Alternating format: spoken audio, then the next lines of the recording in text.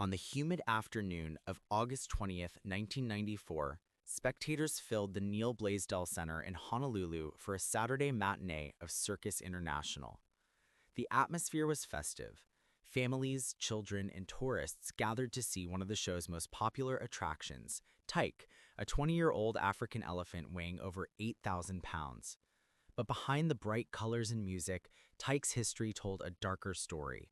For years, animal rights activists had documented signs of stress, rocking behavior, agitation, and unpredictability, clear indicators of psychological strain.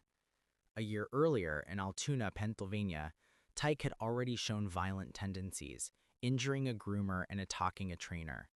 Yet, the circus continued using her in performances, believing her behavior could be controlled. That day, under the hot lights of the arena, Tyke entered the ring with her trainer, Alan Campbell. The show began smoothly.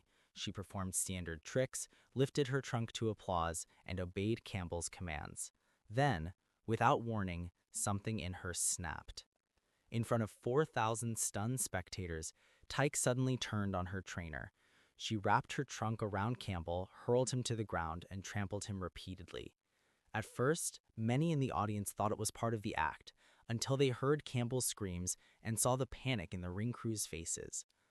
Dallas Beckwith, a groomer, rushed to intervene, but Tyke charged at him next, knocking him down and crushing his body beneath her feet. As chaos erupted, parents clutched their children and fled toward the exits. Tyke, now in full terror and confusion, broke through the barriers surrounding the ring and charged into the seating area, scattering terrified spectators. Moments later, she burst through the main entrance and escaped into the streets of downtown Honolulu.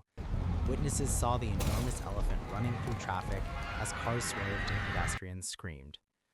For more than 30 minutes, police and animal control officers tried desperately to contain her, firing tranquilizer darts that failed to take effect.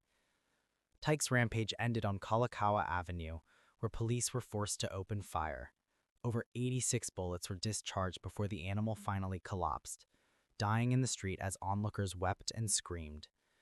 Trainer Alan Campbell died from his injuries, while Beckwith survived but suffered severe trauma. The tragedy sent shockwaves across the world. Television footage of Tyke's escape and death became one of the most haunting images in the history of animal entertainment. In the aftermath, Honolulu banned wild animal circus acts within city limits, and Tyke became a symbol for the movement against performing animals. Her story remains a stark reminder of the high cost of captivity.